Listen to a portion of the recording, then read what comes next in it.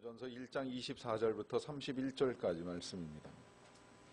신약성경 264면 고린도전서 1장 24절부터 31절까지 말씀입니다. 이 계시의 말씀을 제가 받들어 읽어드릴 때 살아계신 하나님의 음성을 들으실 수 있기를 바랍니다. 오직 부르심을 받은 자들에게는 유대인이나 헬라인이나 그리스도는 하나님의 능력이요 하나님의 지혜니라. 하나님의 어리석음이 사람보다 지혜롭고 하나님의 약하심이 사람보다 강하니라. 형제들아, 너희를 부르심을 보라. 육체를 따라 지혜로운 자가 많지 아니하며 능한 자가 많지 아니하며 문벌 좋은 자가 많지 아니하도다. 그러나 하나님께서 세상에 미련한 것들을 택하사 지혜 있는 자들을 부끄럽게 하려 하시고 세상에 약한 것들을 택하사 강한 것들을 부끄럽게 하려 하시며 하나님께서 세상에 천한 것들과 멸시받는 것들과 없는 것들을 택하사 있는 것들을 폐하려 하시나니 이는 아무 육체도 하나님 앞에서 자랑하지 못하게 하려 하심이라. 너희는 하나님으로부터 나서 그리스도 예수 안에 있고 예수는 하나님으로부터 나와서 우리에게 지혜와 의로움과 거룩함과 구원함이 되셨으니 기록된 바 자랑하는 자는 주 안에서 자랑하라 함과 같게 하려 함이라. 아멘.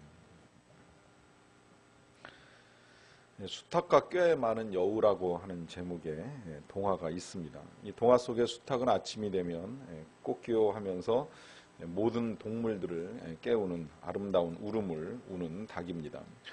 그의 울음을 그의 아내인 암탉이 칭찬을 합니다. 어쩜 그렇게 멋진 목소리를 가지고 있느냐.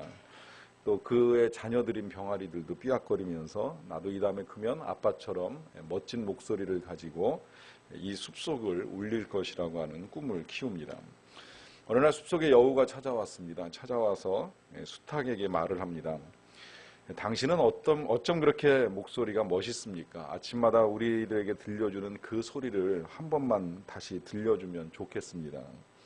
이 여우의 말에 수탉이 자랑삼아 목을 하늘 높이 쳐들고 멋지게 꽃기호하고 소리를 지르고 있는데 그때 이 경계를 늦추고 있는 수탉의 목덜미를 여우가 덥석 물어서 이내 숲속으로 도망을 쳤습니다.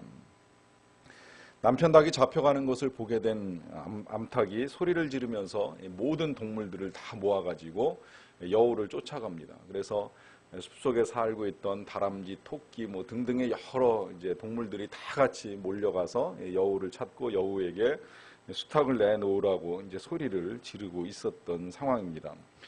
그때까지 아직 목숨을 부지하고 있었던 수탉이 여우에게 힘겹게 한 가지 제안을 합니다. 여우님, 당신은 정말 재치가 있고 영리합니다. 내가 당신께 잡힌 것은 어리석게 잘난 척을 하다가 하였기 때문이지요. 하지만 이 모든 것들을 저 동물들은 아직 모르고 있습니다. 동물들이 생각하기에는 여우님께서 자신의 힘만 믿고 저를 이렇게 물었다고 생각을 하고 있습니다. 그러니까 당신이 얼마나 멋진 꾀로 나를 물었는지 저 동물들에게 말해주세요. 이 말을 듣고 자기 자랑을 하고 싶어진 여우가 말을 하려고 입을 열었습니다. 그때를 놓칠세라 이 수탉이 후다닥 도망을 쳐서 나무 위로 피신을 했다는 이야기로 동화가 끝이 납니다. 자랑을 하려다가 잡히기도 하고 또 자랑을 하려다가 잡은 것을 놓치기도 합니다. 동물을 통해서 자랑이 가져오는 문제를 어린아이들에게 가르쳐주는 동화입니다. 자랑은 우리 스스로를 어렵게 만드는 결과를 가져올 수도 있고 또 상실의 아픔을 겪는 일도 있을 수가 있습니다. 자, 그렇다면 우리 그리스도인들이 자랑을 하는 것이 옳은가 혹은 옳지 아니한가, 또 만약에 옳다면 무엇을 어떻게 자랑해야 하는가라고 하는 것을 한번 생각을 해볼 필요가 있습니다. 성경에는 이 자랑이라고 하는 단어가 104번 정도 나옵니다. 구약에도 많이 나오고 신약에도 많이 나옵니다. 아마 신약에서는 복음서에는 거의 한 번도 안 나오는 것으로 알고 있는데 대부분의 성경 전반에 걸쳐서 이 자랑이라고 하는 주제를 다루고 있습니다. 그리고 읽어가다 보면 거기에는 자랑을 권하기도 하고 또 때로는 자랑을 금하기도 합니다. 가장 강하게 금하고 있는 말씀을 하나 꼽으라면 예레미야서 9장 23절의 말씀을 보면요. 여호와께서 이와 같이 말씀하시되 지혜로운 자는 그의 지혜를 자랑하지 말라. 용사는 그의 용맹을 자랑하지 말라. 부자는 그의 부함을 자랑하지 말라 하는 말씀을 하십니다. 이 부함을 자랑하지 말라고 하는 말씀을 묵상하다 보니까 이제 그런 말씀 들었던 것이 생각이 납니다. 한국 사람하고 중국 사람하고 다른 것이 한 가지가 있는데 우리나라 사람들은 눈에 보이는 게 다라는 거예요. 좋은 집에 살고 있고 좋은 차를 타고 있고 좋은 옷을 입고 있고 명품을 가지고 있으면 그게 그 사람이 가진 전부라는 겁니다. 눈에 보이는 것이 다고 그것이 한국 사람들이 자랑으로 드러내기를 좋아하는 거라는 거예요. 반면에 이제 중국 사람이 좀 다르다라고 하는 건 물론 다 그렇지는 않겠지만 다르다라고 하는 건 좀 이렇게 쓰러져가는 집에 살고 있고 뭐 하고 다니는 행색이 좀 더럽고 취해 보여도 실은 집안에 숨겨놓은 건 그 이상의 것들이 많다는 겁니다. 사실 그런 이야기를 우리가 많이 주고받죠. 도대체 그 속에 뭐가 들었는지 모르겠다라고 하는 말을 하는 것처럼 숨겨놓고 살아가는 사람이 많다는 이야기를 이런 식으로 이제 빗대어서 이야기를 합니다. 지혜든지 용맹이든지 부든지 그 어떤 것도 자랑해서는 아니됨을 성경도 우리에게 가르쳐 줍니다. 그래서 이 자랑에는 강한 경고가 있을 때가 있습니다. 시편 12편에 보시게 되면 여호와께서 모든 아첨하는 입술과 자랑하는 혀를 끊으시겠다고 말씀하시고요. 또 잠언 27장에서도 너는 내일 일을 자랑하지 말라. 하루 동안에 무슨 일이 일어날는지 네가 알 수 없다고 말씀을 하십니다. 신약에서도 이 자랑에 대한 경고는 계속됩니다. 그래서 우리가 알고 있는 사랑장 고린도전서 13장을 읽어나가다 보면 사랑이 무엇이냐고 이제 정의를 내려줄 때 뭐 사랑은 오래 참고 사랑은 온유하며 할 때 사랑에는 성내지 아니하는 것도 들어가지만 사랑에는 자랑하지 않는 것도 포함이 되어 있습니다. 또 디모데후서 3장 2절에서는 이제 말세의 징조들을 가르쳐 주는데 말세의 징조로 사람들이 자기를 사랑하며 또 돈을 사랑하며 자랑하며 교만하다라고 해서 말세의 징조 가운데 한 가지가 이 자랑하는 일들이 일어나는 것을 지적하고 있습니다. 심지어 야고보서 같은 경우에 보시게 되면 이제도 너희가 허탄한 자랑을 하니 그러한 자랑은 다 악한 것이라 라고 하면서 헛된 것을 자랑하는 것을 금하는 것을 볼 수가 있습니다.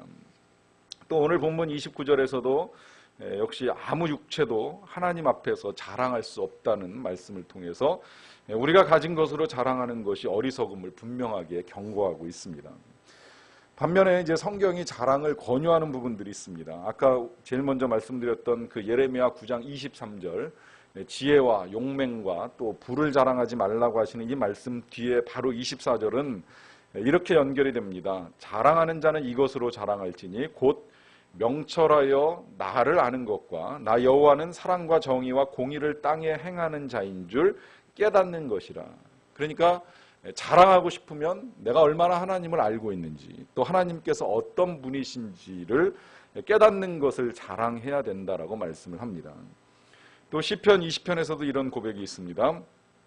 어떤 사람은 병거, 어떤 사람은 말을 의지하나 우리는 여호와 우리 하나님의 이름을 자랑하리로다. 또 시편 105편에서도요. 그의 거룩한 이름을 자랑하라. 여호와를 구하는 자들은 마음이 즐거울지로다 말씀합니다. 신약에서도 역시 자랑을 권하는 말씀들이 있습니다. 고린도후서 10장 8절 말씀에 주께서 주신 권세는 너희를 무너뜨리려고 하신 것이 아니요 세우려고 하신 것이니 내가 이에 대하여 지나치게 자랑하여도 부끄럽지 아니하리라. 하나님이 주신 권세는 너무나도 귀한 것이어서 자랑이 심하다 싶을 만큼 자랑을 하여도 부끄러운 일이 아니라고까지 말씀을 합니다. 또 오늘 본문 마지막 31절에서도 기록된 바 자랑하는 자는 주 안에서 자랑하라 함과 같게 하려 함이라 해서 자랑을 하고자 한다면 하나님 안에서 또 하나님이 허락하신 것들을 자랑할 수 있어야 된다라고 하는 말씀, 이 말씀은 나중에 고린도후서 10장에서도 반복이 됩니다. 우리가 알고 있는 대로 우리 교회는 존재 목적이 분명한 교회입니다. 세 가지의 목적을 가지고 교회가 만들어졌고 그 목적이 이끌어가는 교회로 가려고 애를 쓰고 있습니다. 그 목적은 하나님을 경배하고 또 하나님께 기도하고 그리고 하나님을 자랑하는 교회입니다. 이 목적이 너무나도 중요하기에 이제 저는 앞으로도 계속해서 시간이 주어질 때마다 한 번씩 이 목적과 또 이제 여기 지금 연결되는 여러 가지 핵심 가치들을 다시 생각하는 시간들을 가지려고 하고 있습니다. 그래서 지난 1월 중에 우리가 가지고 있는 목적과 가치 중에 예배라고 하는 거, 경배라고 하는 주제를 가지고 한번 다뤘고요. 또 기도에 관한 주제를 가지고 말씀을 나눈 적이 있습니다. 오늘은 그 마지막으로 자랑합시다라고 하는 제목으로 말씀을 나누려고 합니다. 여러분들도 기억하시겠지만 저는 우리 교회가 세워지고 창립 예배를 드리고 난 다음에 이 세 가지의 존재 목적에 대하여서 말씀을 전한 적이 있습니다. 그래서 하나님을 경배하는 교회, 또 하나님께 기도하는 교회라고 하는 제목으로 설교를 했고요. 마지막 세 번째 목적에 이르러서는 설교 제목을 제가 이렇게 정했었습니다. 자랑이 있는 교회라.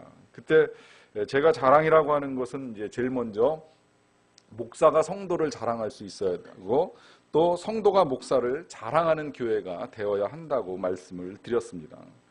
여러분들께서 저를 얼마나 자랑스럽게 생각하시는지는 잘 모르겠지만 저는 여러분들을 정말 자랑스럽게 생각을 하고 있습니다.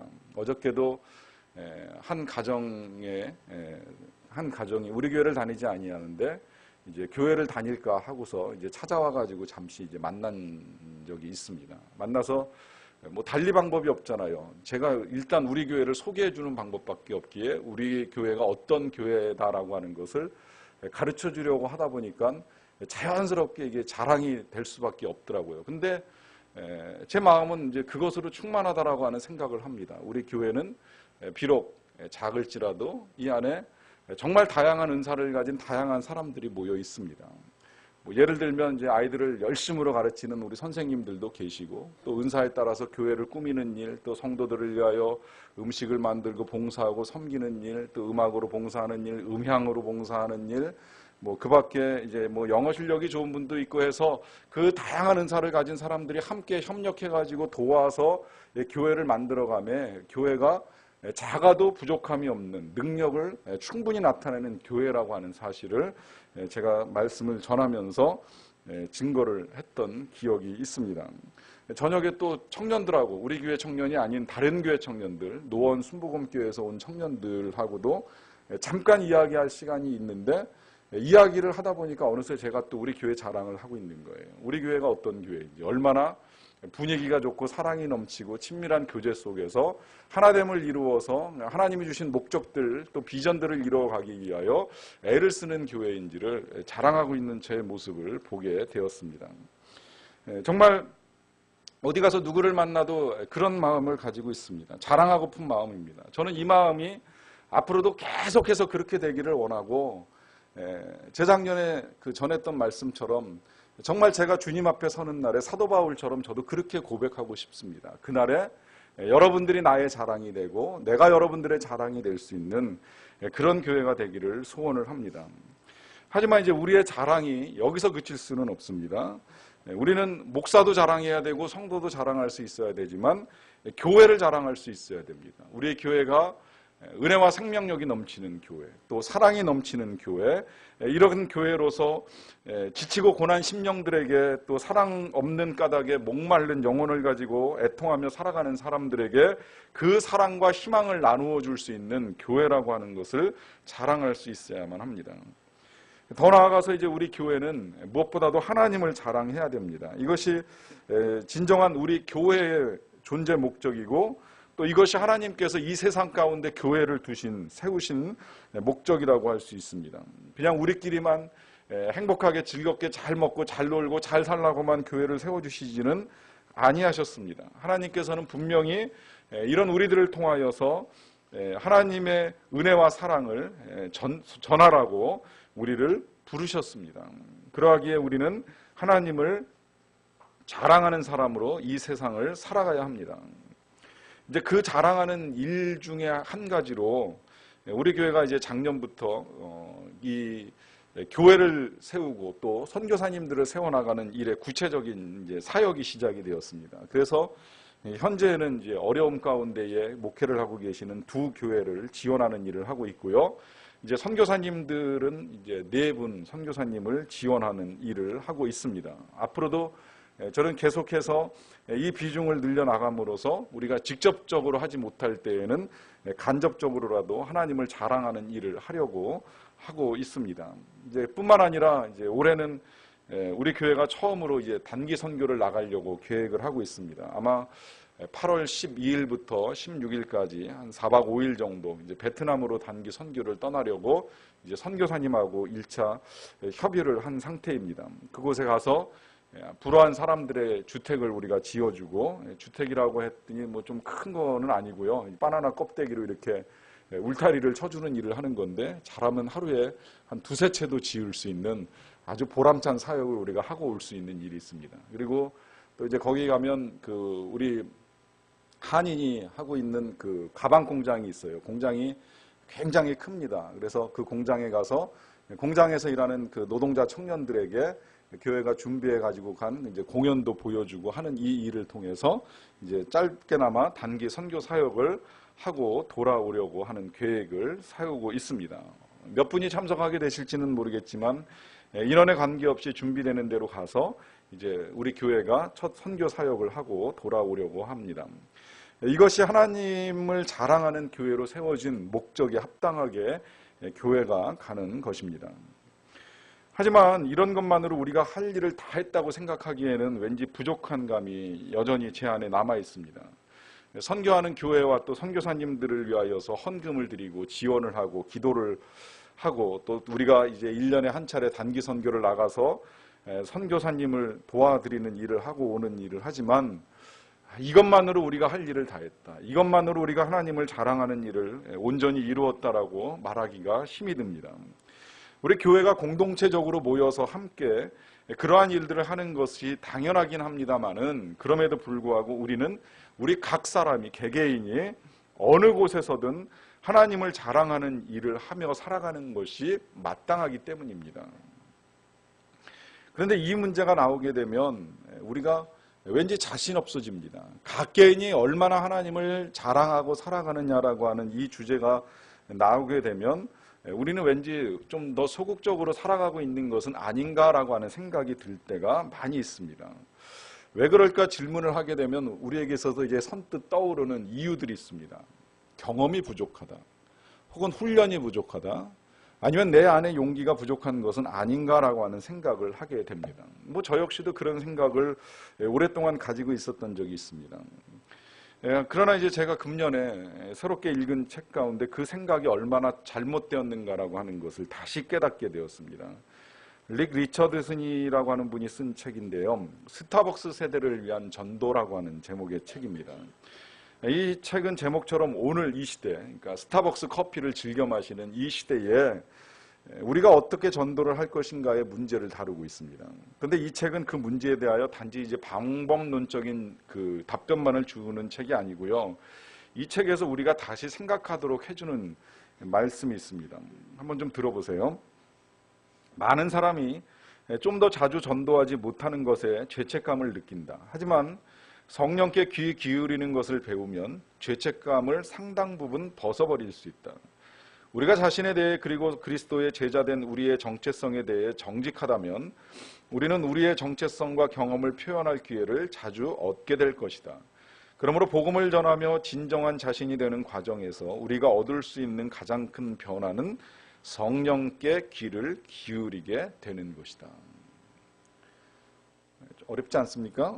읽으면서 저는 그런 생각을 했습니다. 전도의 문제라고 하는 건 훈련이나 경험의 문제, 아니면 용기의 문제가 아니라 우리가 얼마나 성령에 충만한가, 이걸 이제 여기서 표현하기에는 우리가 얼마나 성령에 예민한가의 문제로 다루고 있습니다.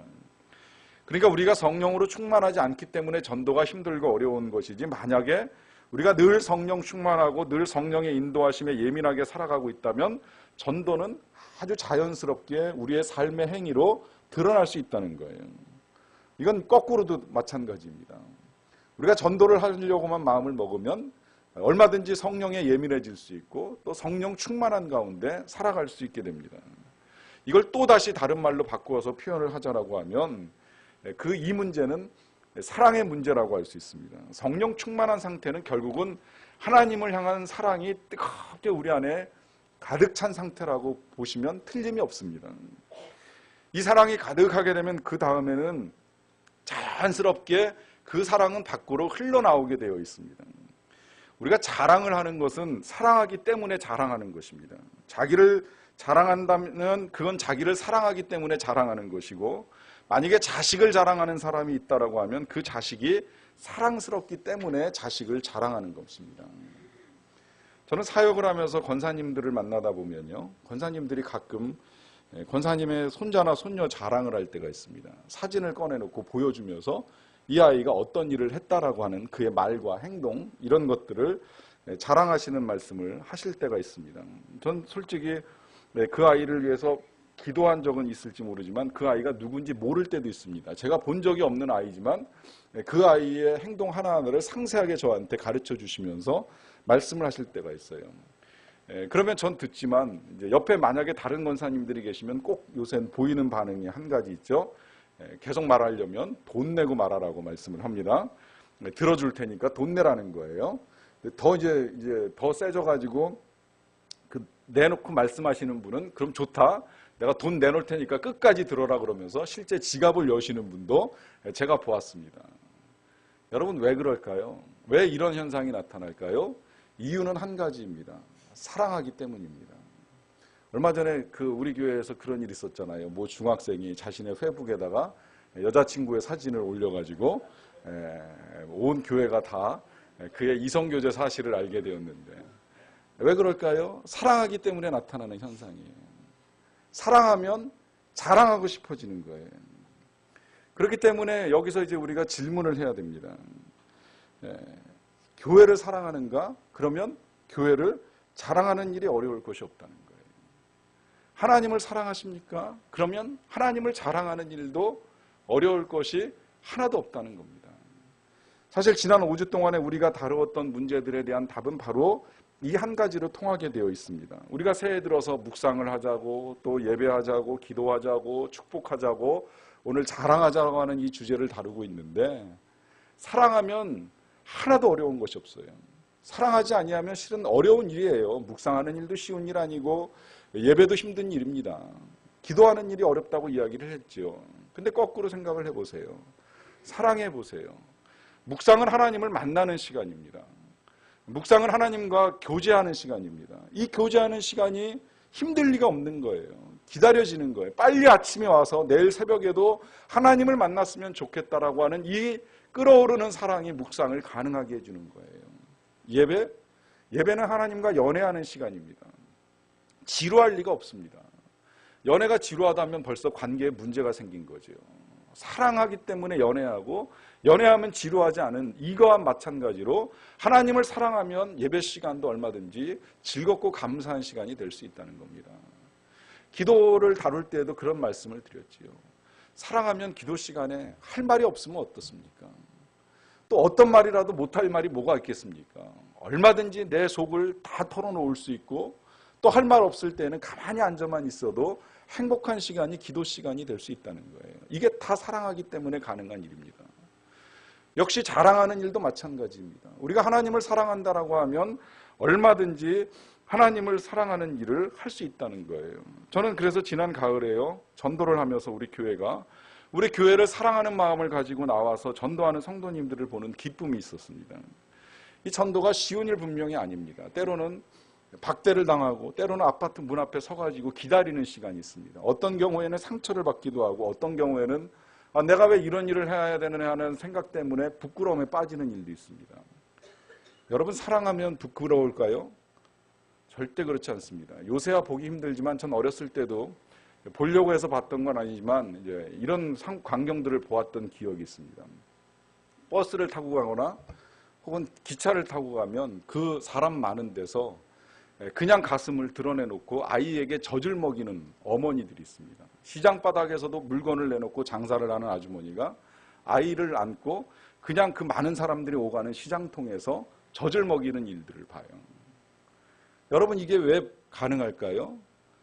요즘 같으면야 부끄러워서 어떻게 그런 일을 할 수 있겠냐고 말할지 모르겠지만 사랑하면 가능한 거예요. 자식을 사랑하니까 할 수 있는 일이에요.